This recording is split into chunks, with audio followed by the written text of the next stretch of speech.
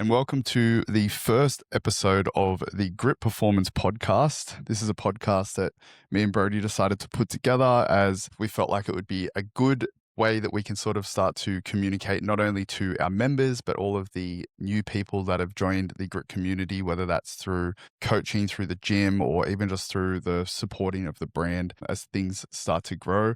You know, I've always got a lot to talk about. As we all know, he loves to talk, so it's definitely best to get him at the microphone and share his knowledge. I'm fortunate enough to have, some relationships in the industry of coaching of people who are, far more knowledgeable than myself that I also think very much deserve a platform more than what they already have. And so I'm excited to get some of those people on here and, hopefully provide some insights that allow, many of the people that listen to improve their performance, their nutrition, and just their overall, perspective of training, potentially learning some of the lessons that, Brodie and I wish we got to learn earlier in our training journey. So I'm excited to have a bunch of people on here to share their knowledge. I'm excited to, go back and forth with Brodie consistently to talk about all the things that we do with Grit, from the gym and the coaching and even just the Stampede as we sort of grow that. Shout out to the one that's coming up in April. Teams of 4. If you are, thinking of doing Torian, you want to... 2 males, 2 females. Grab your mates and sign on up. One of the very few competitions in New South Wales that you can use a worm at. So, that's exciting, whether you are looking to do Torian or you just want to utilize a worm in a competitive format. Yeah, just for people who have never probably experienced something like that or never be able to experience it. It's, lots of fun. Lots of fun. But for today, our first episode, we thought it would be a cool way that we can, sort of share our stories. And we're going to start with Brodie, sort of going to go back and forth in like essentially an interview format, right? Like not all of the episodes are going to be run this way. It's going to be more of a host, co-host, and, just maybe some generalized topics that we work through. But, it's been requested previously for Brodie to have like a longer format of, the origin story of Grit. And so I just thought, like, let's just use that as the first episode of this podcast. And then the format will sort of start to change from there. Mm-hmm. But we'll go from here. We'll do our introduction and we'll get into it. So today's a special episode because I'm joined by my partner in literally everything, life, business, and training. She's the founder and co-owner of our gym, Grit Performance, an elite CrossFit athlete who was also recently qualified for Wodapalooza in Miami, and my co-host for this show, Brodie Preston. So we spend 24/7 together. Many of us know that's generally the case. We have a coach athlete relationship that also many people know, which, very fortunate to have and work through that. But I think what not a lot of people have full insight into yet, especially people who are potentially either newer to the gym or just newer to the community in general and haven't been around since day dot, is just the origin story of Brodie Preston and the origin story of Grit in general, right? So we'll sort of jump back and then we're going to sort of work through a timeline and come to the Brodie Preston that many of us know now. But for people who don't fully know, give us some insight into, who Brodie Preston was, in high school and the transition into, the health and fitness, person that we know you as today. So I grew up in a small country town, Gloucester. Pretty much population is quite small. I was very active most of my childhood. I played pretty much any sport that I could. I did a bit of swimming, netball, and used to go bike riding with my stepdad pretty much most afternoons after school when I could. So I was always, the kid that was outside. I was always the one playing sport. Never did anything super competitively in terms of the sport. Like I would, the pool's quite small when it comes to Gloucester selection. So I may have not same 3 people every week. So I may have not been a great athlete, but I guess I was pretty good for Gloucester. The small town sports are like where no matter what age bracket you're in, you're always either stepping up one because there's no one in your age group. Pretty much. So we still represented Gloucester and I represented the state, like the Hunter and stuff for netball and swimming. But outside of that, I didn't do anything that I was, stuck to it and trained consistently for until roughly around 10 or 11, I got into horse riding. Yeah. And then from then on, it just horsey girl. Used to spend most of my weekends with my pop camp drafting. For those that don't know, camp drafting is pretty much where you chase cows around poles. So on horseback. So that was pretty much most of my childhood, Be about like 11. uncommon, I guess, trajectory of childhood sport to elite CrossFit athlete is, the team level local sports, camp drafting, CrossFit. For sure, for sure. I mean, The- when I was growing up, the I base. used to think that gymnastics was for little girls, and I was kind of like that tomboy that wanted to be outside and doing cooler shit, where realistically gymnastics is cool as. I wish I did that. We all now. look back on the sports and we're like, man, I wish I did this for way longer than I had. Yeah, it would have transferred over. Why did I care so much about chasing the ball around the field? Seriously. So, yeah, most of my childhood was riding horses of the afternoon or early mornings before school. Outside of, work, I used to milk cows. Pretty much was Country girl. work since I could walk. My stepdad really gave me some really good work ethic, which has transferred over into life, into obviously business, but also into the CrossFit field of where I am today. For sure. And I guess, so obviously that's a fair while back, right? Like, so fill that gap in a little bit just between camp drafting and CrossFit, because obviously there's a bit of a gap between just those two in general. I'm sure like from 10 and 11, like when was it that you actually started training, I guess, in a gym setting, right? Yeah. So, I mean, I used to go do boot camps. Like Gloucester only really had one gym, which was later on in life. So I used to do just the boot camps down at the local field in Gloucester with mum, probably when I was like 13, 14, a little bit older. And then it wasn't until my sister passed away in 2014. So I was 17 where I really pushed into the gym setting. The loss sort of came as a hard hit, even though it was something she suffered from anorexia and an eating disorder for 5 years prior to that. That it was something where personally I found it easier to hurt myself physically than feel pain emotionally. So I would go to the gym, I would train crazy hours, I would push myself to beyond limits because that is the only thing that made me feel better in the moment. So the first sort of, I guess, relationship with the gym wasn't more so for self-development, but maybe more so as like a coping mechanism. Yeah, it was like it was a coping mechanism, but I think I had this like a switch, a flick of a switch where I was going, okay, I'm no longer going to be that cowgirl that's going to marry a cowboy and live my life out on a farm. I'm wanting to work with people and help them focus on being fit, strong and healthy rather than what's on the scales. I'd rather, push people to their limits, get them to focus on performance. And I felt like I gave up on my sister. Like I was like 13 when she started going through the eating disorder. So, I felt like I gave up on her and I couldn't help her. So if I could help someone else, then that's like I would feel accomplished. That's the catalyst for the North Star that is a big part of the grit messaging today, right? Like so much of the message that you preach, not only just like as your own personal brand, but within the gym, about having much more of a focus around performance and like what your body's capable of and like what you're, I guess, capable of as a human, right? Yeah. Shifting away more so just, like you said, numbers on the scale and entirely like an aesthetic approach to fitness, right? So not using the measuring stick as something maybe a little bit more vain and subjective, but using the measuring stick of something of like, what am I capable of as a human, right? And like that's definitely something that I think is pretty clear within the messaging of your personal brand, but also just the messaging of grit, right? Yeah, definitely. I think it's CrossFit may have not have been something that I got into, but it's more like in Gloucester there was only one gym, which was a small functional gym.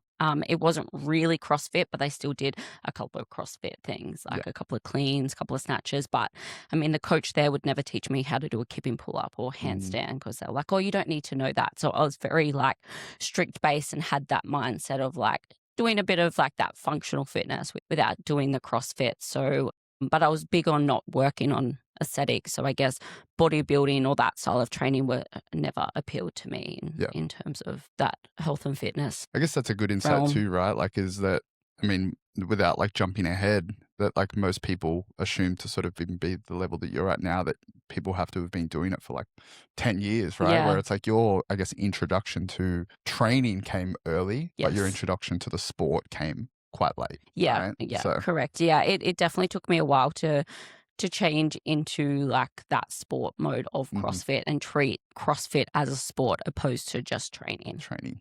Yeah. No, for sure. And so that catalyst, right, that we spoke about, obviously, regarding your sister, that journey started with grit in essentially a different form to what we see it as today, right? It started as grit nutrition initially, right? So the Brodie Preston grit nutrition side of things. So give us some insight into that.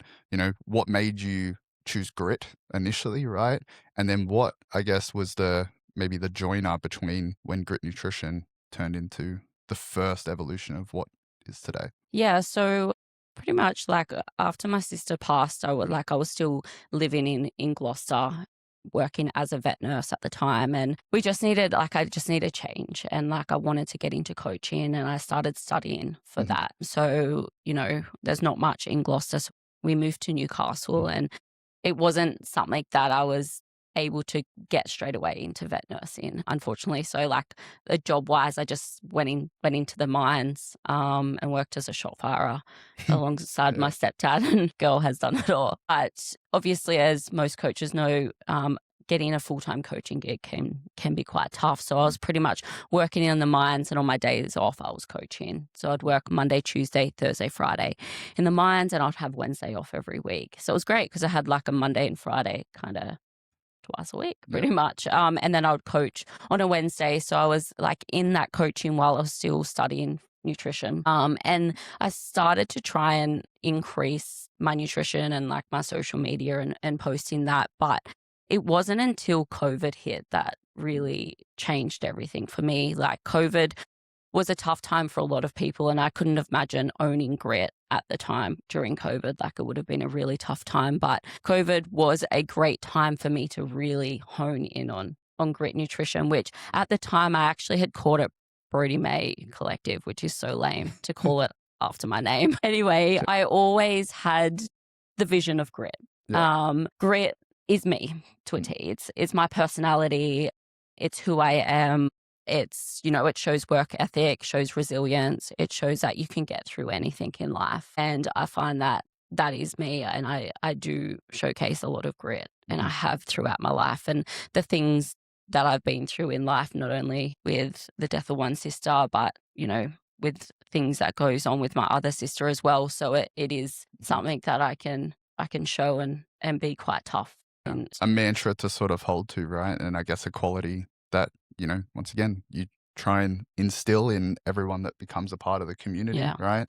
Educating people on the sort of mental resilience that comes into training and how that then is applicable to other areas in life in which we've spoken about, and vice versa, right? And I think that, like you said, many people would agree with you that that is a huge quality of yours. And I think hopefully many of the people who enter the community soon self-identify with that being a quality that for they sure. have developed and, I guess like identify more with. Yeah, being a part for of the sure. And it community. is something that we do, really try to help our members to Mhm. build as well. And I think it is a very strong quality Mhm. to have. But yeah, originally, like I always thought of grit nutrition as a name, but it just sounded really harsh. And like the more that I listened to it and heard it, I was like, I don't know, like who's going to sign up to, a 21-year-old girl who's got the name of grit nutrition. It sounds really like grungy and like Yeah. really tough. Over the years, it was probably 18 months or so, I was kind of like, nah, that name hasn't left me. I think I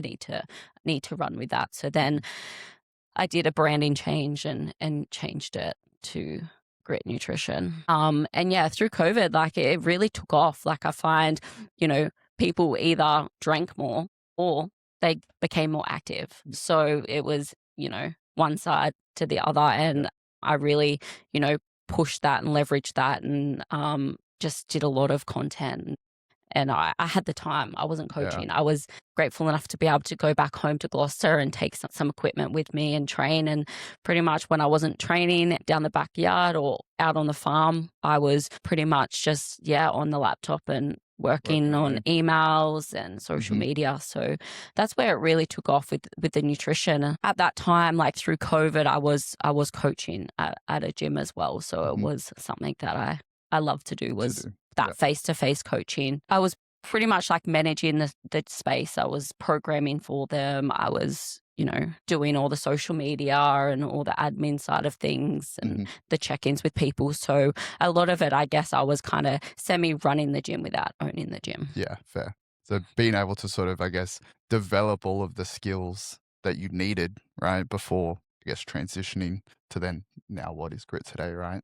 And I guess what is I'm aware of what the catalyst or the conversation or the human that sort of kickstarted that for you, but where do we sort of close the gap between grit nutrition becoming the first concrete block that was, Grit 1.0 for those members who are still with us from there that, know what that was like. So give us some insight into, I guess, how the origin story of the first Of how it phase. happened. Yeah. So again, like COVID, another great win for me, I guess, is the second round of COVID, where I stayed in Newcastle and I started training with a friend who also I coach at the gym.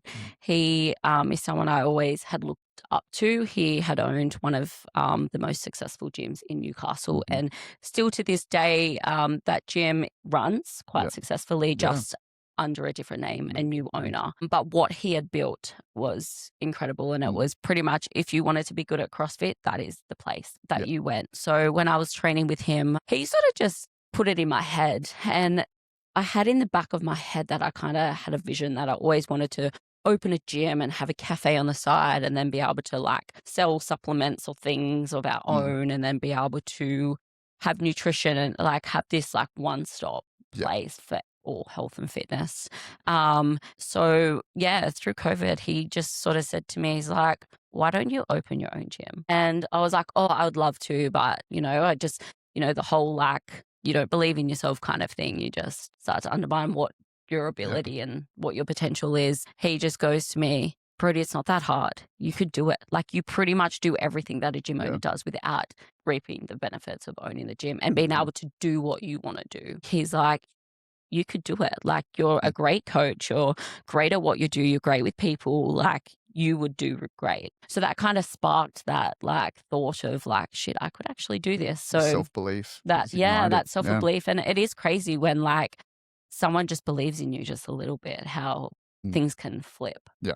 And then like obviously not only someone believing you, but you start to believe in I was about to yourself. say, I was like, is the even big more thing. importantly, right, is like you actually believing in yourself to be able to execute on it, right? And that's, for everyone listening, that's applicable to any of the sort of goals that you have, right? Like it doesn't have to be 100%. as a large of a scale as opening your own gym, but I guess across any sort of goal in life. Well, that's it. Like even in training, like believing in yourself in training makes a huge difference. 100%. And when you start to have that confidence and belief, you can achieve anything. So yeah, pretty much like after that training session that morning, I pretty much jumped straight on commercial real estate and I was just like searching for spaces.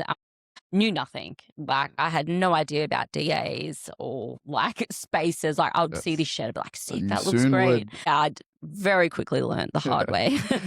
But it was like straight on looking at spaces.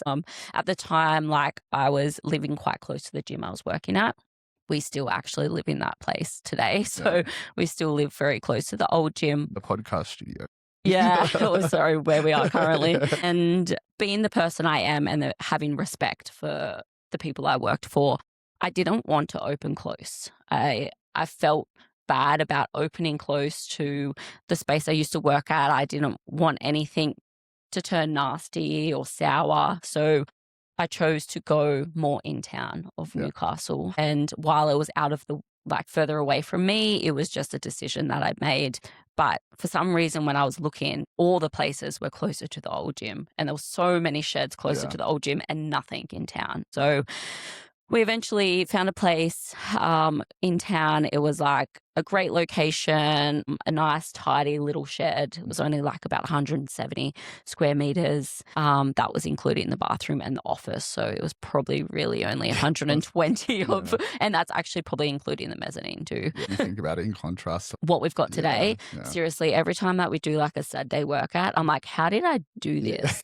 Like, how did I make this work? And back then we only had like 4 ergs of each. Like crazy. it's wild. So yeah, we signed that lease, and then I learned very quickly that don't be close to residents. Yeah. That was a really tough learning curve, that one. So unfortunately, there was a random house. It was zoned industrial, but there was a random house in between a mechanic and our shed. And it was very in town. The houses are very close. So pretty much their wall backed onto our wall. So it did cause a lot of issues, and it took longer to get the DA approved and everything. And like everything thankfully got approved. It was about 30 grand later of just DA approvals, which is wild. Be sure of it if you're thinking of opening a gym, 100% sure of it. It's like council, lawyers, everything. So we opened that space, and I was able to, kick off probably, I think I signed it in like February, March or something, and were able to open in September. So it took longer than expected. And I did have like 2 months period where I had rent free. But after that, there was 4 months where I was paying rent, and I didn't have an income because I wasn't coaching then either. Yeah. So I was doing my nutrition online. I was PTing of a morning up at the Concept. And then I was also went back vet nursing. Yeah. I hadn't vet nursed for a very long time. So it was kind of scary going, oh, I hope I remember what to do. And the first day they kind of throw me straight into surgery. And I'm like, you've done this before. And we worked with like exotic animals, and back in Gloucester, there's no exotic animals. The exotic gets it's like cows and horses. Work dog, cow, horse, full stop. Cats, that's about it. The only exotics we got was if a wildlife got hit, and they'd bring it in. Fair. But so that was like, it was cool to go back to doing that, but it really instilled that I found my passion, and I really found what I want to do in life. And just reaffirmed that you're on the right journey. Yeah, it really did, and was crazy to sort of look back and think like how growing up, how I thought where I was going to be and be this equine vet nurse and living on a farm to now owning a gym and competing in CrossFit. Seasons of life, hey? Yeah. But how's the contrast in just the workload that we've gone from having a 1.0 to just a story for everyone who's listening. Brodie's gone from essentially juggling 3 jobs, right, while opening Grit 1.0 to this week, the last 2 weeks, as you know, many of us have been on like a holiday period. And Brodie was going into a rest over the 2 4 a.m. wake ups in a row to coach the 5 a.m. class. Seriously. And she's like, I've gotten soft. I've gotten so soft. I used to be such a morning person, and now I do not want to get up at 4 a.m. It is filthy. The privilege. The privilege. The privilege. Classic. Meanwhile, Holly did 3 back-to-back 5 a.m.s, and she sure lets me know that she did 3 and I only did 2. Yeah. So, but I'm older. That's it. Well, I guess, we're a Group 1.0. Group 1.0's, now trading, right? Coaching classes, as many people who are with us now know, we're in a completely new space, right? You traded in that for a series of months, continually like growing to the point where it was getting to a point where you'd well and truly outgrown the space quite quickly. Opportunistically, there was another space that had come up that had previously also been a gym that we definitely knew was the step in the direction that we needed to go, not only just because we'd outgrown the space that we're in, but also just because of the residential side of things, like regarding the DAs and whatnot. It was just becoming, I think, more of a stressor. Even though we were working around it still, it was just something that we were like, look, just managing this and managing the relationships within that sort of street was just an external factor that we didn't want to have to take into consideration anymore, right? So being able to drop the barbells was honestly. Yeah, for those that and I'm sure anyone who trains in like a city gym, or even just like maybe other gyms that share a certain circumstance, right, where you're constantly dropping bars on like crash mats and stuff, right? And in a CrossFit gym is less than ideal, Yeah. right? Like barbell cycling and being able to drop the barbells is just a part. Yeah. Not Like, being able to have loud music and yeah, like just more like walking in. And for me was the stress. Like you can tell people not to drop barbells and be quiet, but mm, you can't control yeah, everything that happens, and accidents happen. People people, fail lifts, 100%. and like Yeah. obviously I was very smart about the programming, and I Hmm. was, never did anything super heavy. I just made sure everything was cycling weight, Yeah. and all the, I guess, strength work was a lot of complexes and things Hmm. that people had to hold onto the bar. But that there's only so long So you can much. do that. And Yeah. I guess I was grateful enough that a lot of my members who first started with me weren't really Yeah. CrossFitters. They'd never really experienced the CrossFit world, and they never had really experienced dropping a barbell Mm. anyway. So it was actually quite funny. There is an Instagram video of when our members first got to drop the barbells, and Yeah. you definitely notice the people that have never Never dropped dro- a barbell before of how they drop it and their reaction Yeah. it was quite funny. But yeah, the stress of that going in, and you every time your phone dings, you go, oh shit, like Mm. it's a message from one of the neighbors, and like just that stress for 12 months Yeah. was, it really played on you. For sure. To no longer have that Is great. is Yeah. yeah, amazing, right? And so obviously we've now moved from what was 1.0 to the space that we're at now, which is, Grit 2.0, which we love very much, and undergoing some renovations at the moment to, upgrade the space. So excited for all that to sort of come to fruition. But I guess to continue on with the journey now, right? Like we've sort of gone through, I guess, the business side of things, right? And like to understand like where Grit is to where it is now, right?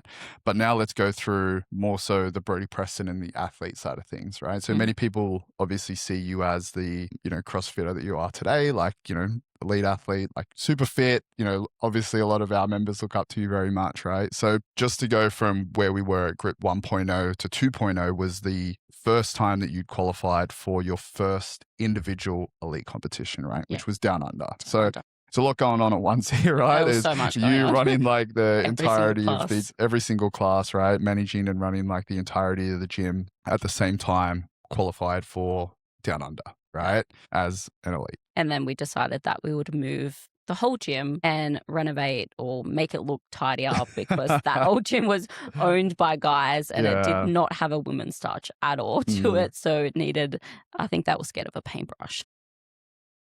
To be fair, it was a male that did a lot of the painting too, though. I mean, he said he would do all the monkey work because I had lots of training to do. But it was, moving 2 weeks out of a competition was probably not ideal, but hey, we did it. We did it. Very grateful that we did. For sure. And so like, let's give some insight now into, I guess, that Down Under preparation, right? We know that there was a huge allostatic load going into that, right? Yeah. I think this first elite individual experience was also probably a huge catalyst for the mindset and even just like base that you have today as an athlete, right? So I guess going into it, what was your perspective back then on training, on, like your programming, on your, I guess, your perspective of yourself as an athlete, right? And how's that changed to like what you are now that many people see you as? Yeah, it's changed massively. Back then, I definitely trained for the wrong reasons. I was training constantly, and I felt like I was probably training more to escape. Like, I know then it had already been probably 8 years since my sister passed, but I was still in that same cycle of doing more and just constantly like couldn't sit with my own feelings. So I'd just go train, and I'd constantly had to be busy and active. I knew I needed to get stronger. Strength is my massive downfall. Very slow twitch gal.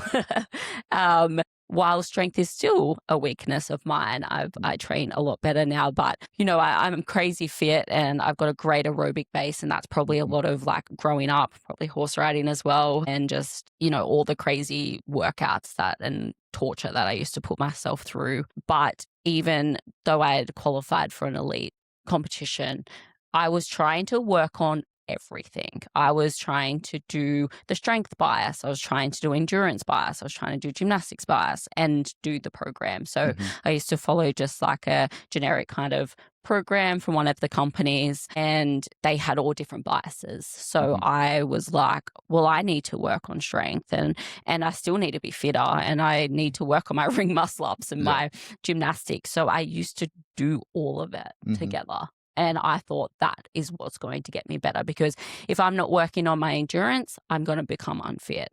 But then if I'm not working on my strength, like, I'm going to be weak, where realistically I should have just been doing strength and skill, which what mostly I do today now. Sure. I very rarely do.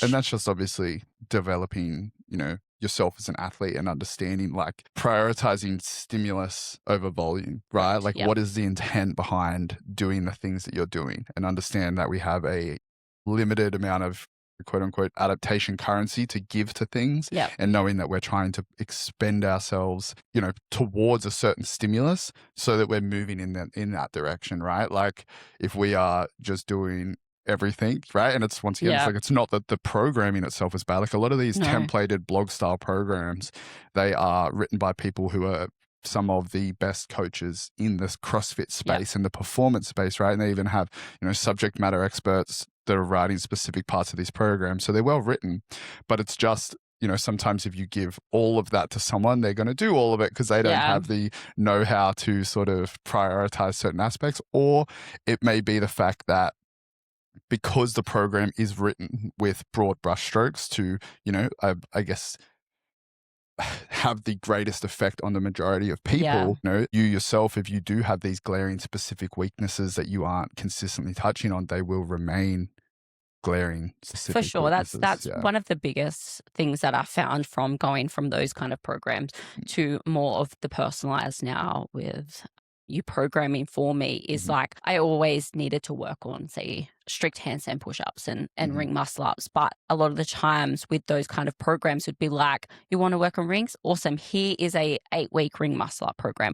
But again, it's templated, and that's the business model. Or you're touching it. But a lot of this was like, here is this template of the ring muscle up, add that to your program. And like, a lot of it is still not working on the things that I needed to work on.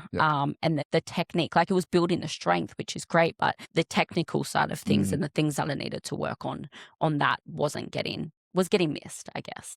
No, that's, and like, that is obviously one of the advantages that one-on-one programming has over that, right? Is like, for you to be able to, or for me, right, as your coach, or for any other coach who's working with people one-on-one, to be able to look at a specific movement or, energy system or just some sort of weakness and break it down to that athlete and write programming that is going to specifically target that, right? And like, that is how you start to make those big differences, right? It's not just like, you need to get better at ring muscle ups, here's more ring muscle ups and workouts, or here's, more, like you said, just like a maybe like a very strength bias, like strict strength bias, like program for someone for ring muscle ups, but they have the adequate strength, right? And it is more of a technical component where they do need to be doing specific drills and, understanding, like, gaining more body awareness surrounding the actual movement, which I do think is something that, like, those broad stroke templated programs can just unfortunately not, target with those people. And that's obviously why, they are cheaper and so on and so forth, for right? sure. Like, it's definitely a better entry level for most people. And it's what people value. But like, again, my mindset when I was on that to my mindset now is so different as well. So like, if I trained on those programs like I do now, I probably would still get better results. 100%. I wouldn't get as good a result as being more personalized, but I would still have got better results than when I was on it, because I was doing way too much. And like, my coaches would always tell me, like, even before I even started on those template programs, I used to have a coach, a personalized coach, and he's incredibly knowledgeable. He's actually now one of our members. Yeah, he might even come on. You probably will get a guest speaker. And like, again, I was probably his worst client, because I would say I want to get stronger and I don't have time. And then next minute I'm going for a 10K active recovery run. And I'm sorry, but there's no active recovery run in a 10K. CrossFitter. No. There's a very small amount of CrossFitters who are doing active recovery runs. Like, Yes. And like, obviously, then I have in my brain, well, I need to run at a 5-minute pace because otherwise I'm a piece of shit. Yeah. And then like he would start to help my mindset by programming, say like a 25-minute run and then a 30-minute run. But in my brain, I'm like, well, a 25-minute run means 5Ks. Yeah. So then if I didn't make that, I would make sure I'd make 5Ks. And I'm like, that is not the purpose of this. So like if my mindset was better on those, more of that templated, I probably would have achieved a lot more. And, you know, they always say you either figure out the hard way or the harder way. And I sure nailed it on the harder way, unfortunately. But hey, like at the end of the day, if I had nailed it earlier, would I be where I am today? Would I have grit? Would I have focused on business, or would I have gone in all on CrossFit? So I think it's important that you work on your career and that path before then stepping into that athlete career that I'm pursuing today. And so this obviously, right, we're talking more about the training that sort of led up to this first competition, and we'll sort of, I guess, like speed run through some of the competitions because, you know, I want to touch on Wodapalooza and how you feel about that. And like, because obviously that's what's most recent and probably what most people who, I guess, follow you and the brand are, you know, aware of that's coming up, and they've probably seen, you know, whether they come and watched you and like, or they followed your journey after these previous comps, right? But I guess give me some insight into the comparison of your first down under to your second down under, right? And then even now we've had Oceania recently, which was your second individual experience, you know, which was very contrasted to the first, right? So not only, I guess, just about the training leading into it, but also just like your perspective of yourself, your, I guess, athlete IQ, and just like how you went into each of those as a different person. Yeah. So I guess the first one, like we mentioned, I was burning the candle at not only both ends, but from the sides and just pretty much melting to the ground. And I went into it injured. I had a shoulder injury going into it that I was managing like 8 weeks prior to the competition, getting treatment from Caro, which is Shay, which is also one of our good friends, and also Mr. Mayo, who is the absolute goat. And a lot of people do follow as well. So I was getting weekly treatments twice a week from them, trying to help manage it. And yeah, unfortunately, like post-comp, it just was 10 times worse. And even lift my arm over my head. So my experience there was, I would say, was probably one of my worst experiences ever. And I'm grateful that I was able to oversee it and still have that fire to come back to competing, because that could have made anyone quit then and there with how I felt. Vastly changed your relationship with just the competitive side of the sport, right? For sure. If I didn't have a strong, I guess, mental stability and stuff, I probably could have spiraled and never wanted to compete it again. Yeah, for sure. But in saying that, like I met some great people through that time.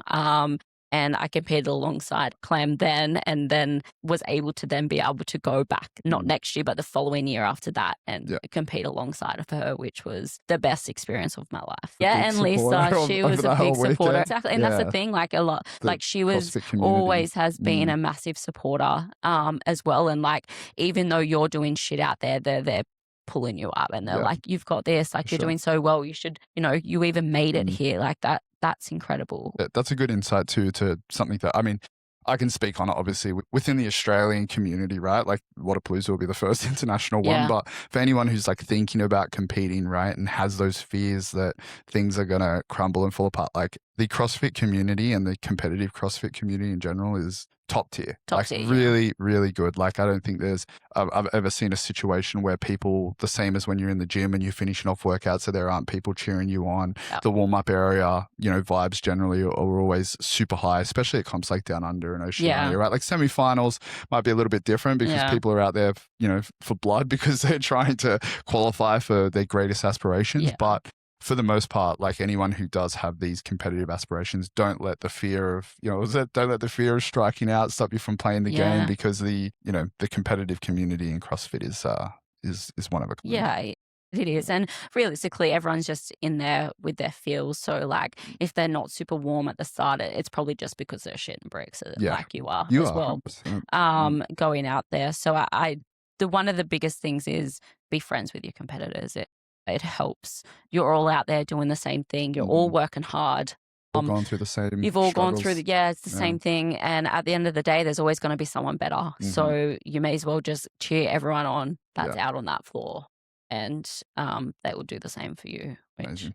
definitely makes a difference. And so first down under sort of, gone, right? We finished that, realized that our shoulder was in a less than ideal sort of position, right? And then we go into a long rehab process, right? But that rehab process wasn't just physical, right? It was very much a mental rehab process, right? I think that you gained a lot of insights into yourself, like as an athlete, and it also changed your perspective massively on training. And I guess, like, how did those new insights, that change of perspective, transform you from Brodie Preston, who entered Down Under as an individual in 2024, right? You're off. And then how did you enter, most recent Down Under, right? Obviously you did it as a pair this time, but qualified as an individual. So give us some insight into, I guess, that transformation. I guess just slowing down from the shoulder injury, like it really forced me to stop. So I guess it's one of those things where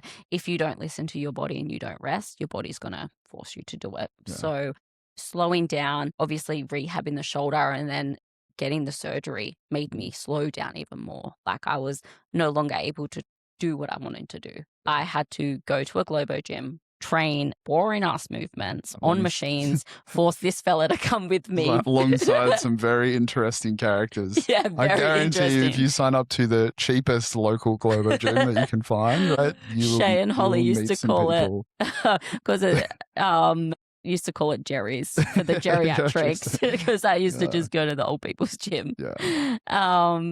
But it really forced me to stop.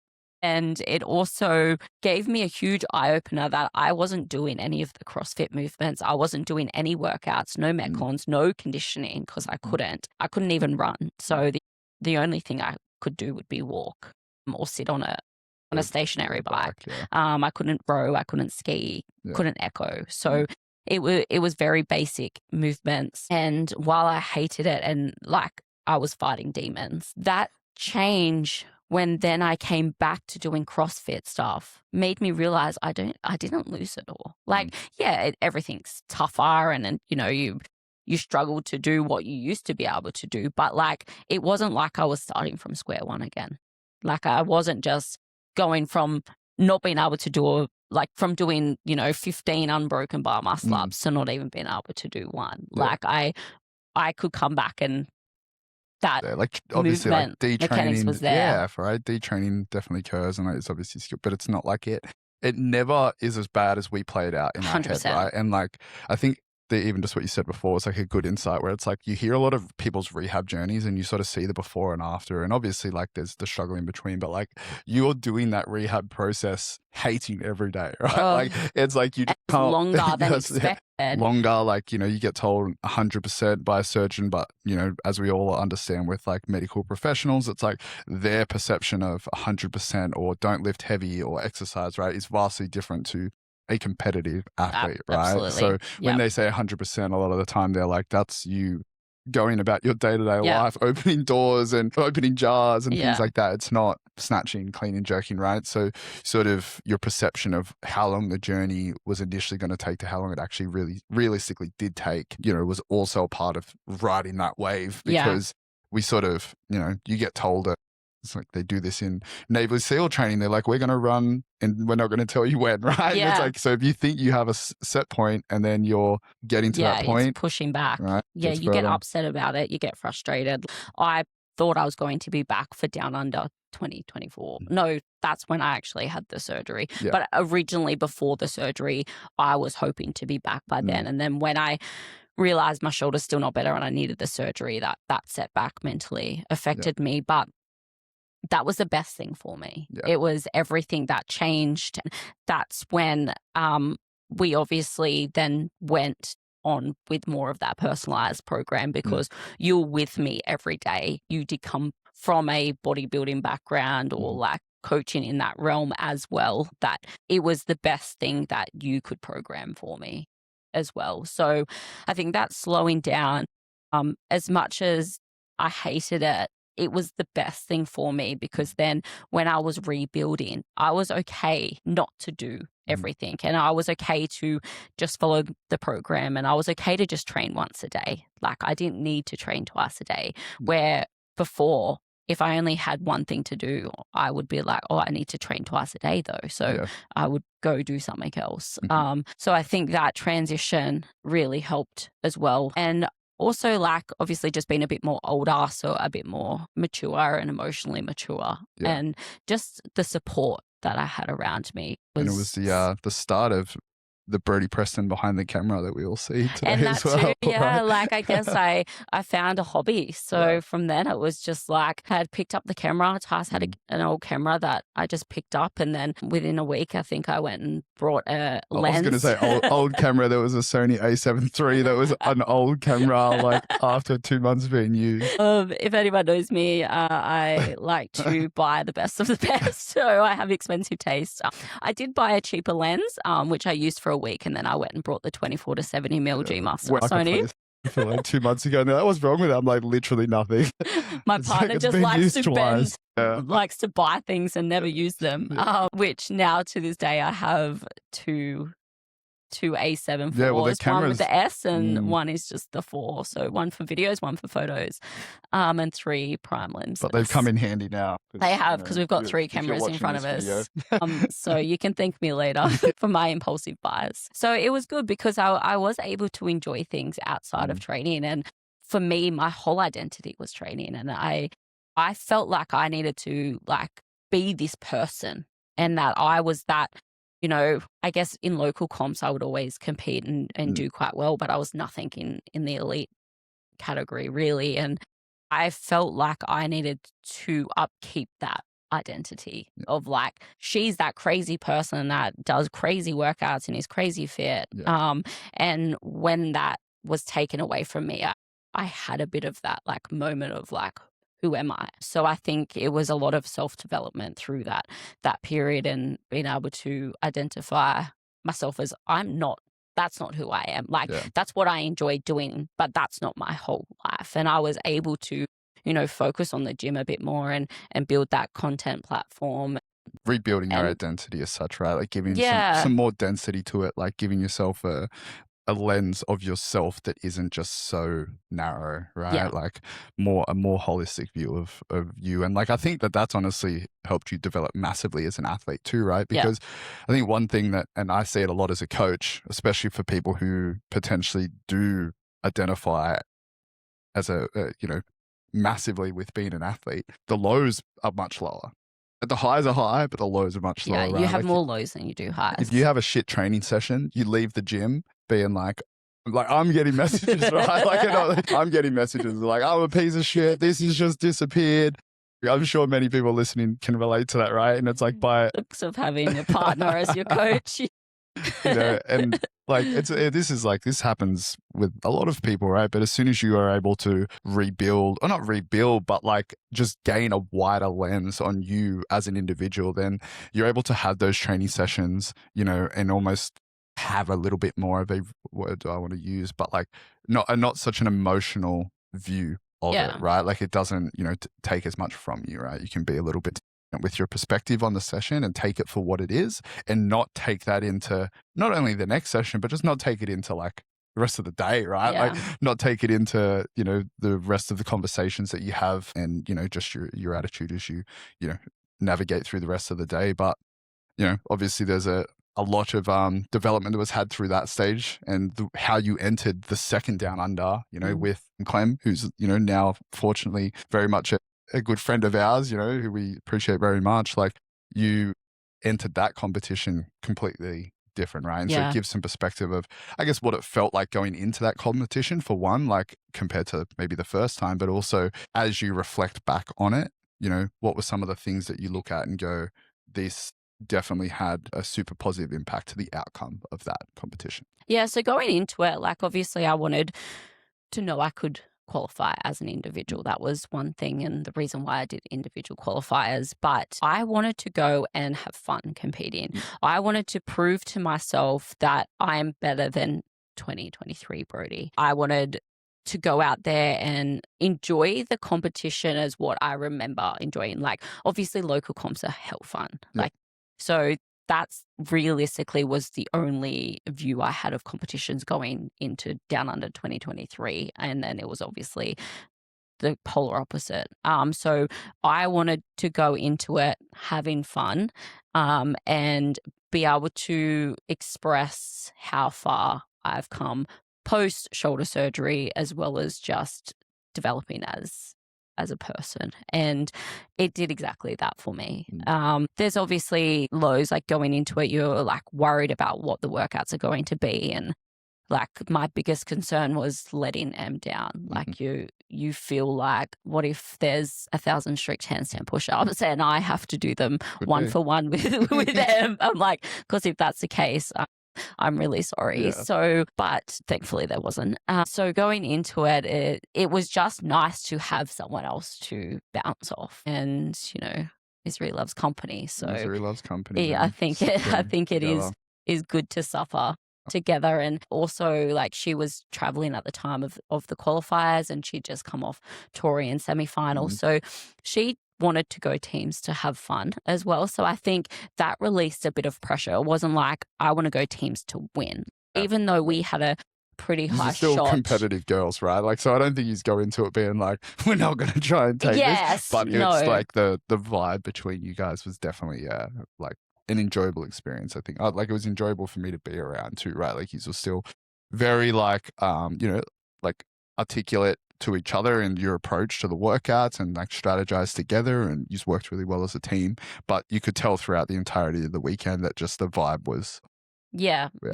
It definitely was. And we worked really well. We're very similar athletes, both quite the slow twitch muscle fiber gals. It's the beach run dominant. That's why, yes, we won the beach run, but did not win the lifting event. But Em got a PB, which was great. So I think it was a great experience, and also like had a little bit more comp experience. Like, she had done Torian a couple of times with the couple of years that I had off with the shoulder, and having her knowledge out there was really good. Because one thing that stuck with me before we went out to the lifting event, because obviously lifting events for me, I would always get crazy nervous because I would always be the weakest one out there. I would always probably get last or close to last in the lifting event. So it always made me really nervous that people would be judging me and being like, oh, she's out on this elite floor and she can't even, clean 90 kilos. Like, what is this? So that always made me quite nervous going out. And the one thing that Em said to me was,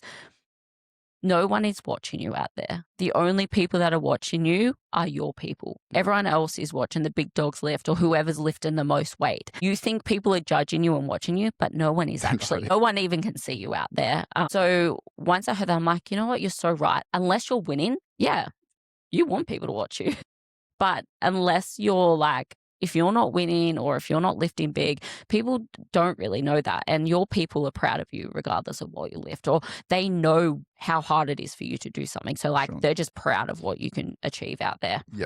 And people are obviously cheering for like relative success when they're your people too, right? Like, so they're cheering for like your lifts relative to you, and like your performance relative to yourself. Like, they know sort of the journey for the most part. And so they're cheering for that sort of, relative success. But I think being around that, like, the pairs performance was something that definitely helped rebuild that relationship with competitive CrossFit. Yeah.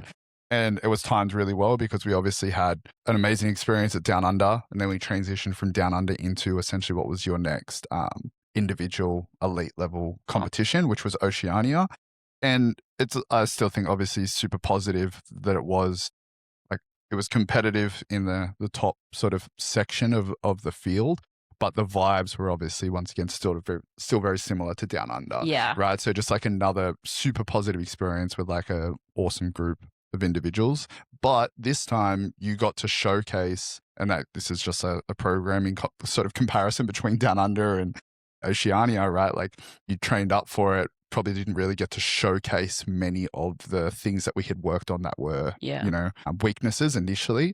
So you got to almost like reprove to yourself that your strengths are still your strengths, and, like some of the weaknesses are still weaknesses, right? But they had the flaw of some of those weaknesses had come up. Yeah. But I guess you didn't really get to showcase, some of the other aspects that were weaknesses that had, jumped up much higher.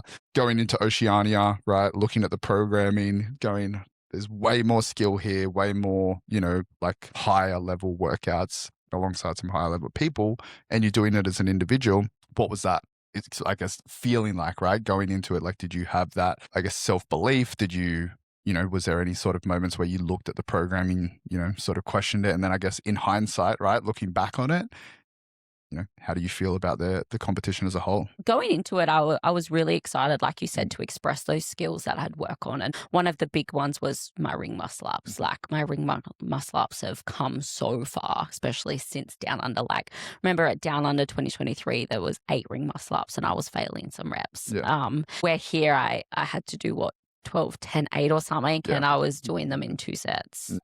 And with other things as well, with shuttle runs. Going into it, I didn't have like, I'm here to like win. Like I was there to do my personal best, and I was there to prove to myself that I deserve to be on that floor and that I deserve to be there against these kind of athletes. For sure. So that was going into it. I guess my mindset was different, and I just wanted to have fun with it again, and get comp experience, because comp experience is everything when it comes to not going out too hot or not trying to keep up with someone else, just staying in your lane, sticking to what you know you're good at. I was a bit sick going into it, like leading up to it. I was sick, so the first day and a bit was pretty rough, but then I definitely came good by the sad day. I think this K run with a 45 kilo sandbag is going to make anyone sick. Yeah. Or exaggerate how you feel. If you're you're not feeling great, like, you're definitely not going to feel any better after that. That sent me to my grave, I think. Yeah. So going into it, I was super excited, and I did things that I never thought I could do. And like reflecting back on it, I'm proud of my recovery. I'm proud of how far my shoulders come. I'm proud of me sticking to the program. And I'm also grateful to have you there to support me, because it makes such a difference having that coach there believing in you. You have no choice but to believe in me because you're my partner, but also like you're very good from going partner to coach. You know when to tell me to pull my head in, and also know when to support me and how to support me in those moments. Overall, it was, again, a very positive experience. Yeah, I think like the sort of selection of comps that we had in terms of leading up to, what is now going to be Wodapalooza, I think was, just between local comps and, maybe like some of the qualifiers we did, the in-person comps, and just training as a general has been like really good stepping stones out of like what was probably, a negative impact on like, the relationship with competition, to now going into Wodapalooza. I feel like, identity as an athlete. I feel like, just performance as an athlete, like your attributes now, obviously, much more like progress from where they were previously. And I feel like that also provides another level of confidence, right? So outside of now having more competitions in the bank, we have like a training history and like a, essentially a portfolio of performance to say like you should be feeling more confident as an athlete, right? And like, so, for those of you who followed the journey alongside Em and Jess Green, Brodie qualified as a team of 3 to do Wodapalooza, which we will head over for in March. Be my first time leaving the country. His passport's still in the sleeve. He hasn't unwrapped it. There's literally not a speck of dust on it because it hasn't left the plastic. And this will be a phenomenal experience for everyone involved, I think. Not only just as people, as athletes, as, self as a coach, to get to go and, work alongside some of my mentors and some of the, coaches within the space, and then I'll try and soak up as much as I can. How's everything feeling so far in the process and like leading into Wodapalooza? What are you most excited for? For one, I think that's actually one thing I haven't even asked you. Like, what are you most excited for regarding Wodapalooza as a competition? I think the thing that I'm most excited for is being able to be there and like zoom out and be like, holy shit, like I'm not only competing in an overseas comp, I'm also competing against the best of the best. in the world. Probably won't be in their heat, but I mean, we're still going to be there. And I think that is really cool to be able to be like, hey, we can go up against these kind of athletes. And it's an opportunity that we probably won't get to experience. So I'm excited to be able to do that. And Wodapalooza just looks sick. It does look sick. It just looks like an epic comp. Yeah. The vibe just looks unreal. And just everyone in the that's space in always there has great things to say about it, right? As a competition in general. And I think that's even another thing, right? Going over there, I'm excited to see what it's like as a competition, right? We obviously, as we mentioned, have the Grit Stampede, but to be able to go into it and look at logistically how it's run as a competition, and maybe take some things away from that and maybe how we can apply it, right? Not that we're even remotely close to the level of Wodapalooza, but I'm a big believer that you can sort of downscale the people who do it best and apply it to the level that you're at. So I'm definitely excited to just be a part of the competition scene and for sure. And I don't really know what to expect. So the nerves haven't hit just yet.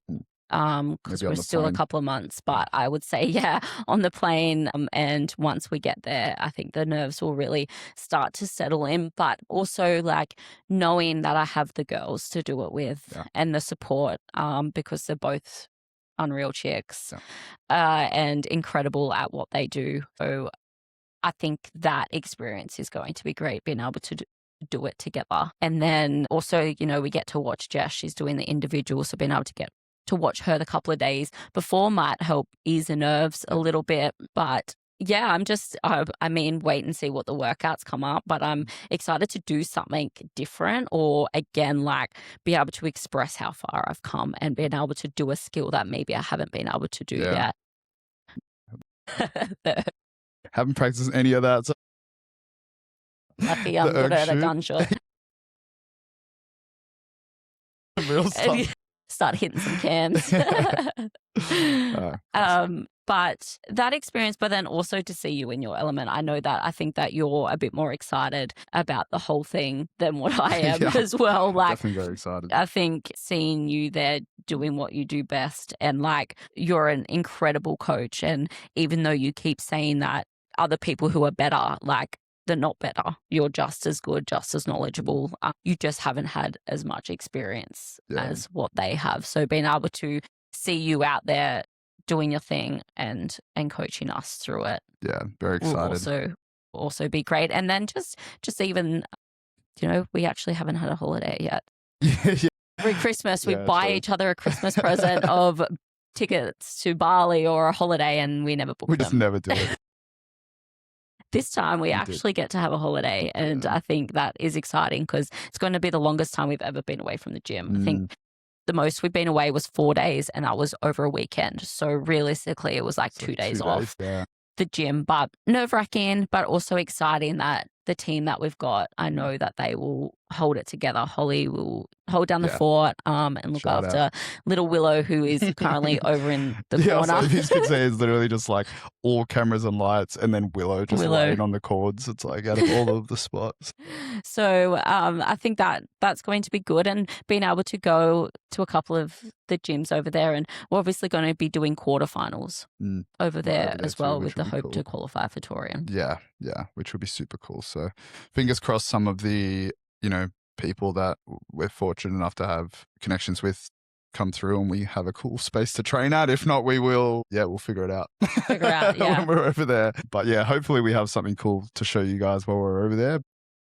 So the content that we can create, I love creating content, as you know, with all the cameras that I've got now. So I think being able to document everything that we do while we're over there and be able to it'll be a cool get process. Some cool footage. I think overall it's going to be a cool process. Super excited. And it's something that will keep you guys, in the loop with as well. This podcast is something that we're planning on doing every week, right? Like I said, the format of it will vary. It might be me with someone, it might be Brodie with someone, it might be us together. There's a lot of people remote that I want to bring on so we can talk about all things, training and nutrition, go deep into the weeds with some things. But at the same time, just use it as an update and almost an insight into building the brand itself, right? So like Mm. give some insight into your journey and Wodapalooza. And like, I guess it's one of those things where, you know, to, I guess, give flowers to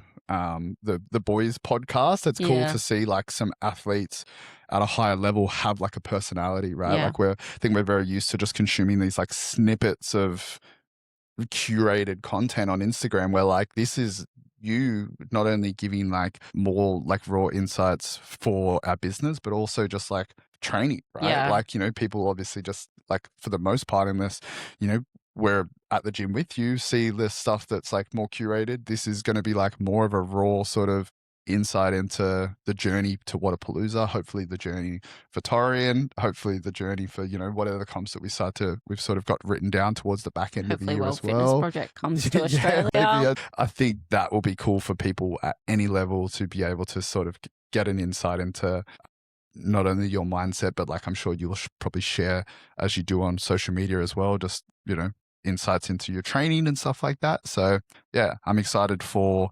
Wodapalooza and leaving the country. And, you know, the US wasn't obviously the top 20 in the countries that we were ever going to visit, but we're going over there anyways. We'll make the most of it. And I'm excited to do, more of these podcast episodes with you and, you know, and see how we go with it all. Be good. Yep. Oh yeah. All right. All Well, right. until Wrap it the up. next one, crew. Thank Talk you. to you then.